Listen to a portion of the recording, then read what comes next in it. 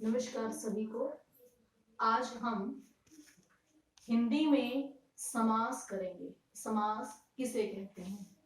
समास की पहले परिभाषा देख लेते हैं कि समास कहा किसे जाता है। परस्पर आपस में संबंध रखने वाले दो शब्दों का जब मेल होता है तो उसे हम समास कहते हैं। तो साधारण सी भाषा में दो शब्दों के मेल को समास कहते हैं। दो शब्दों का मेल, कि जब हम दो शब्दों को मिला देते हैं, उनका मेल कर देते हैं तो उसे समास कहते हैं। जैसे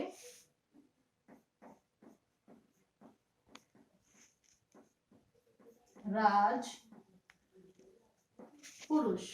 यहाँ पर हमारे पास एक शब्द राज है और दूसरा पुरुष है, तो राजा का पुरुष राज पुरुष। तो यहाँ पर हमने दो शब्दों का मेल किया है, ये मेल करना ही समास है। समास के कितने भेद हैं आगे देखते हैं। सबसे पहले है अव्ययी भाव समास। अव्ययी भाव समास, जैसा कि समास की परिभाषा से ही पता चल रहा है कि इस समास का अवयव मतलब जिसमें अवयव हो, कि जिस समास का पहला पद प्रधान हो और पहला पद प्रधान हो और वो अव्यव हो। पहला जो पद होता है वही प्रधान होगा और वो भी अव्यव होगा। अव्यव किसे कहते हैं? अव्यव है जो शब्द लिंग वचन पुरुष या काल की दृष्टि से परिवर्तित नहीं होते, मतलब हर पुरुष लिंग और काल के अनुरूप वो स्थायी बने रहते हैं, वो रूढ़ बने रहते हैं, वो अवयव हैं। तो अव्ययी भाव समास का पहला पद प्रधान होता है अर्थात उसका पहला पद अव्यय होता है। उदाहरण के रूप में देखें, आ जन यथा शक्ति। इनमें जो आ है और जन यथा शक्ति, तो ये आ है ये अवयव है, जो यथा है ये भी अवयव है। इसकी एक और पहचान है कि इसका जो पहला पद होता है, पहला जो पद है जैसे ये है, ये छोटा होता है और जो दूसरा है ये बड़ा होता है। कि पहला छोटा और दूसरा बड़ा होता है। जैसे आ छोटा है जन्म से, तो हम इसको इस पहचान से भी पहचान सकते हैं पेपर में। क्योंकि तो बच्चों को कई बार दिक्कत आती है कि अव्ययी की परिभाषा हमको याद नहीं है, जबकि पेपर में सिर्फ उदाहरण दिए जाते हैं जिनको पहचान के समास का नाम लिखना होता है। तो इतनी पहचान हमें अवश्य कर लेनी चाहिए कि जिसका पहला पद प्रधान हो अर्थात अवयव हो, अवयव जो बदलते नहीं हैं। दूसरी पहचान है कि आजन्म यथाशक्ति, ये उदाहरण है, इनके आधार पे हम बता सकते हैं कि पहला पद छोटा होता है और दूसरा पद है वो बड़ा होता है। ये है हमारा अव्ययी भाव समास। अगला कर रहे हैं हम, इसका दूसरा भेद है तत्पुरुष समास।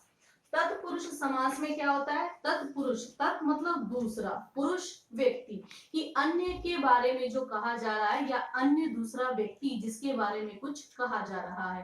तो तत्पुरुष अपने आप में अपना एक उदाहरण भी है। इसमें क्या है? दूसरा पद प्रधान होता है, कि जो हमारा तत्पुरुष है इसमें दूसरा पद है वो प्रधान होता है। और जैसे हमारे कारक के भेद होते हैं, इनमें जो संबंध होता है वो कारक का होता है। कि जैसे इनके बीच में कोई भी अगर संबंध बताया जाए, जैसे हमारा कर्ता ने कर्म को करण से, ये जो हमारे कारक के वो हैं, इनका लोप होता है, इन विभक्तियों का वहां पर लोप हो जाता है। तो इसकी पहचान है कि ये कारक के साथ, कारक जो है हमारा उसके अंतर्गत ही तत्पुरुष के भेद हैं।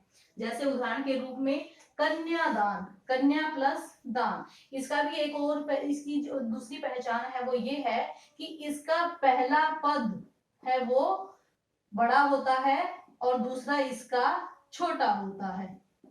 जैसे कन्या बड़ा है और दान है वो छोटा है, ऐसे ही रेखा बड़ा है, अंकित छोटा है। तो इसमें क्या है कि जैसे कन्यादान, कन्यादान का अगर हम विग्रह करेंगे तो कन्या का दान, कन्या का दान, तो यहाँ पर ये जो हमारा का है ये कारक का प्रतीक है, कारक चिन्ह है यहाँ पर कि कर्ता ने कर्म को करण से संप्रदान के लिए आपादान से, ऐसे जो हमारी कारक विभक्ति है वो है। तो जब हम इसका विग्रह करते हैं तो इसको जोड़ दिया जाता है, और जब इसका समास हम इकट्ठा करते हैं तो इसका लोप हो जाता है। तो तत्पुरुष समास जिसमें दूसरा पद प्रधान होता है और जो हमारे कारक विभक्ति हैं उनके आधार पर इसके भेद हैं और विग्रह में उनका लोप होता है, या फिर हम ये कह सकते हैं कि इसका पहला पद बड़ा होता है और दूसरा छोटा होता है। ये दो इसकी पहचान है। तीसरा है हमारा कर्मधारय समास। कर्मधारय, इसके अंदर जो कर्मधारय समास है इसके अंदर उत्तर मतलब दूसरा जो पद है वो प्रधान होता है और दोनों ही पदों में विशेष्य विशेषण का संबंध होता है कि एक हमारी वस्तु है और दूसरा उसकी विशेषता को बता रहा है। ये विशेष्य विशेषण का संबंध है, ये इसकी पहचान है। जैसे काली मिर्च, ये अपने आप में दोनों शब्द हैं पूर्ण है। काली का मतलब अपने आप में ये शब्द पूर्ण है, मिर्च है ये पूर्ण है। लेकिन अगर हम एक को छुपा ले, खाली मिर्च रखें, तो मिर्च से हमें ये नहीं पता चलता कि ये मिर्च सफेद है, लाल है या हरी है।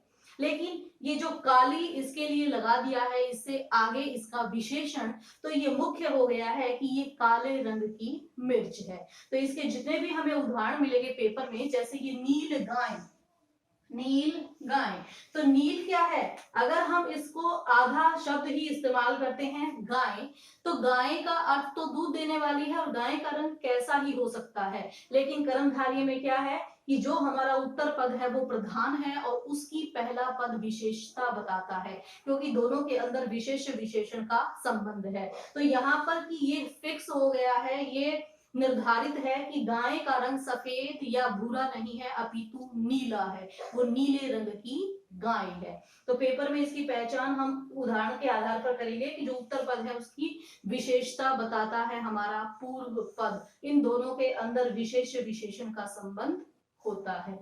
फिर है हमारा द्विगु समास। द्विगु समास है, इसकी सबसे बड़ी पहचान है कि इसका पहला पद संख्यावाची होता है, कि जो पहला पद है वो हमें संख्यावाची मिलेगा, कि संख्यावाची होगा हमारा पहला पद। जैसे हमारी गणित में गिनती होती है 1 2 3 4, ऐसे पहले पद में ही वहां पर संख्या मिलेगी। ये सबसे मुख्य पहचान है हमारे द्विगु समास की। उदाहरण के रूप में जैसे चौराहा, पंजाब, तो यहाँ पर चो क्या है, चो चार, मतलब 4 राहों का समूह, 4 राहों का समूह। इसके अंदर हम समूह या समाहार लिखते हैं। जैसे पंजाब, पंज होता है 5, आब होती है नदियां, जैसे पंज, पंज प्लस आब, मतलब 5 आबों का ये समूह है, इसलिए पंजाब। तो पंज 5 हो गया, चौराहा 4 हो गया। तो ये पहला पद हमारा संख्यावाची है, ये इसकी मुख्य पहचान है, ये हमारा द्विगु समास है। उसके बाद आता है हमारा द्वंद्व समास। द्वंद्व, जैसा कि नाम से ही पता चल रहा है, द्वंद्व का अर्थ होता है जोड़ा।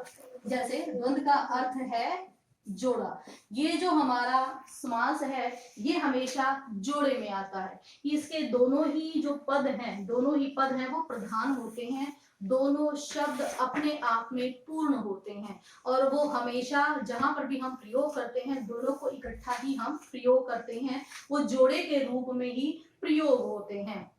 दोनों का अलग अलग अपना महत्व है, लेकिन जब भी प्रयोग किए जाते हैं वो इकट्ठे ही प्रयोग किए जाते हैं, तो ये जोड़े के रूप में आते हैं। इसकी पहचान एक योजक चिन्ह भी है, कि इसकी ये पहचान योजक चिन्ह है, कि इसके दोनों ही पदों के बीच में हमें योजक चिन्ह मिलेगा। उदाहरण के रूप में जैसे दाल रोटी, माता पिता, दाल अपने आप में पूर्ण है और रोटी है वो अपने आप में पूर्ण है, लेकिन जब भी हम किसी को खाने के लिए कहते हैं या फिर खाना बनाने के लिए कहते हैं तो कहते हैं कि दाल रोटी खा लेंगे, तो उसमें हम दोनों ही शब्दों का इकट्ठा प्रयोग करते हैं। ऐसे ही माता पिता, अगर हम किसी से कुछ पूछते हैं, किसी बच्चे से, तो सीधा पूछा जाता है कि आपके माता पिता क्या करते हैं। तो दोनों शब्द अलग अलग अपना महत्व रखते हैं, लेकिन ये दोनों की दोनों जोड़े के रूप में आते हैं और दोनों ही प्रधान हैं। तो ये इनकी पहचान है कि ये दोनों मुख्य हैं और दोनों के बीच में योजक चिन्ह होता है। फिर है हमारा बहुव्रीहि समास। बहुव्रीहि समास है, इसके अंदर अन्य पद, न पहला पद प्रधान होता है और ना ही दूसरा पद, अपितु ये किसी तीसरे के बारे में, जो तीसरी सत्ता है या तीसरे के बारे में हमें बताते हैं। या साधारण रूप से हम कह सकते हैं कि जो बहुव्रीहि समास है वो हमारी दैवीय शक्तियों या ईश्वरीय जो स्वरूप है उनसे संबंधित या हमारे देवी देवताओं से संबंधित विशेषताओं को बताने वाला बहुव्रीहि समास है। इसके जितने भी उदाहरण होंगे वो अन्य होंगे, हमारे लोक के अर्थात पृथ्वी लोक से संबंधित कम ही होते हैं। जैसे मतलब बाहर के उसके बारे में बताते, विशेषता को बताते हैं। जैसे पीतांबर, पीत अंबर अर्थात पीले हैं वस्त्र जिसके, पीले हैं वस्त्र जिसके, मतलब हमेशा जो पीले वस्त्र पहनता है, जिसकी पहचान ही उसके पीले कपड़े हैं, अर्थात विष्णु या कृष्ण। कृष्ण के लिए भी आता है, या क्योंकि कृष्ण विष्णु के अवतार हैं इसलिए हम विष्णु भी लिख सकते हैं। ऐसे ही है दशानन, दशानन अर्थात जिसके 10 हैं, आनन जिसके, या 10 आनन का समाहार, 10 आनन हैं जिसके, अर्थात क्योंकि साधारण व्यक्ति कोई नहीं हो सकता जिसके 10 सिर हो, तो ये रावण के लिए यहाँ पर आया है। तो इसलिए हम ये साधारण रूप से कह सकते हैं जो बहुव्रीहि है उसमें हमारे उदाहरण अन्य जो देवी देवता हैं या अन्य सृष्टि से अलग जो चीजें हैं उनके हमें उदाहरण मिलेंगे।